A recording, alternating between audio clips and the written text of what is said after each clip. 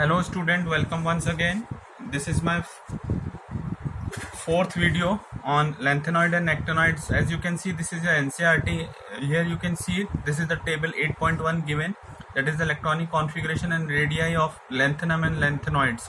So let me tell you a mnemonics through which you can learn this series, that is Lasi pa natmam you gad tab dai ho irtam yablu. So in this way, this is a mnemonics or any other mnemonics you can learn through which you can learn these elements, that is your lanthanum, cerium, praseodymium, neodymium, promethium, samarium, europium, gadolinium, terbium, dysprosium, holmium, erbium, thulium, yttrium and lutetium. So let me tell you that I have already uploaded a video on the complete periodic table through which you can learn the complete periodic table, where I have discussed in detail about the lanthanoid and actinoid series, also about the various chemical properties. So you must go through my videos where you can learn a lot about the periodic properties and all the elements which are given in your modern periodic table.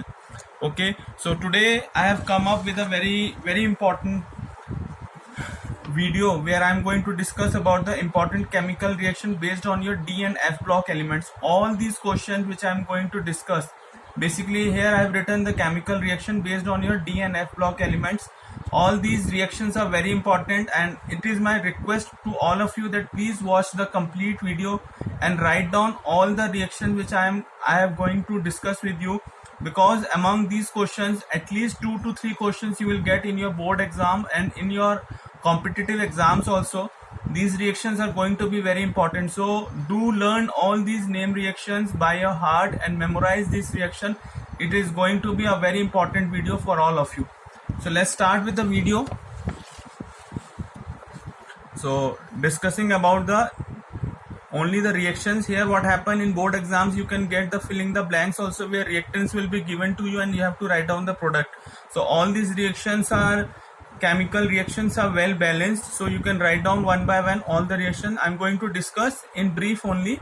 Alright, first as you can see, that copper ion, that is cation, when it reacts with iodide, it results in the formation, here it is the aqueous solution, it results in the formation of solid Cu2I2 and iodine.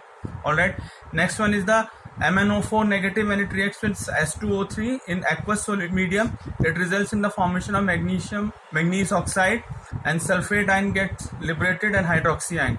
Next one is the Cr2O7 negative, when it reacts with oxalate ion in presence of acidic condition, that is protons are given 14H, it results in the formation of chromium cations, 2Cr3 positive plus carbon dioxide gets liberated and water as a byproduct.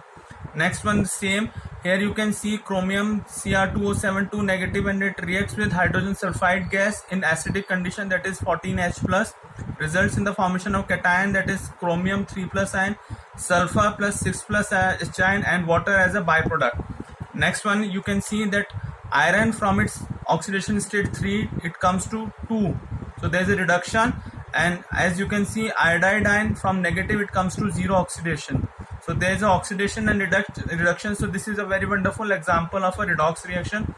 Then again MnO4 ion, when it reacts with sulfur dioxide in presence of water, results in the formation of manganese ion, sulfate and 4H plus ion. Similarly again the same reaction, when it reacts with iron cation and 8H plus and results in the formation of manganese cation and iron 3 plus. Here you can see iron from the +2 oxidation state gets converted into +3 oxidation state and water as a byproduct.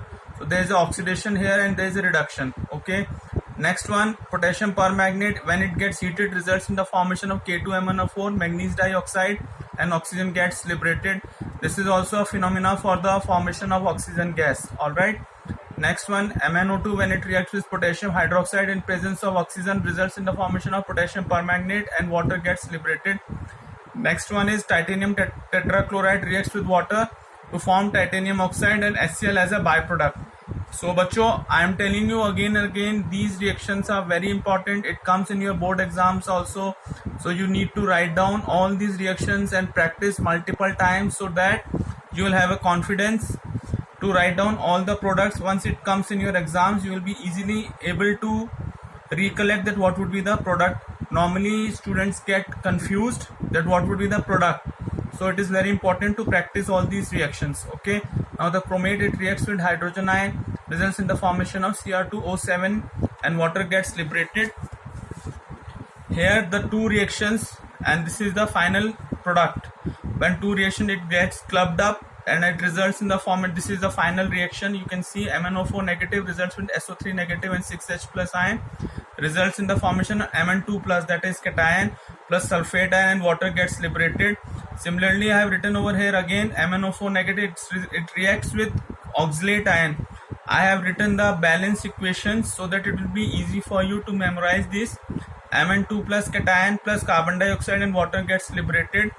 Here you can see again oxidation of iron 6 Fe2 positive to Fe3 positive and chromium ion as a cation, and water gets liberated. Similarly, sodium chromate, it reacts with hydrogen ion, results in the formation of sodium dichromate, and sodium ion gets liberated out and water as a byproduct.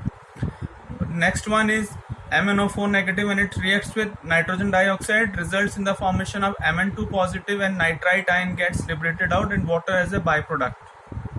I hope you can see all the questions, and video quality is quite visible and my sound is also audible to you. Okay, now moving on to the next few more reactions. So next one is, as you can see, MnO4 negative, when it reacts with iron Fe2 positive in presence in acidic condition, it results in the formation of Mn2 plus iron get oxidized from Fe2 positive to Fe3 positive and water as a byproduct. Here you can see MnO4 negative, it reacts with iodide ion, results in the formation of hydroxy iodate ion and MnO2. Next one, again the same synthesis process for potassium permanganate, and water gets liberated. Here you can see CrO27 reacts with iodide ion, results in the formation of cation plus iodine and water gets liberated. Next one, you can see MnO4 negative, it reacts with S2O3 negative and in water, it results in the formation of sulfate ion and hydroxy ion and MnO2 as a main product. Next one is Cr2O72 negative, when it reacts with tin cation in acidic condition, it results in the formation of chromium ion. Then tin, here you can see the +2 oxidation state to +4 oxidation state and water as a byproduct. Next one, potassium magnate, it heated, results in the formation of potassium permanganate and oxygen as a gas. So this is going to be a very important video, bacho. In inorganic chemistry, if I talk about D and F block elements, these reactions are very important in terms of product formation, what product to be formed. So these reactions you write down multiple times and practice it as much as you can. And it is my request, do like, share and subscribe my channel. Thank you so much for your support.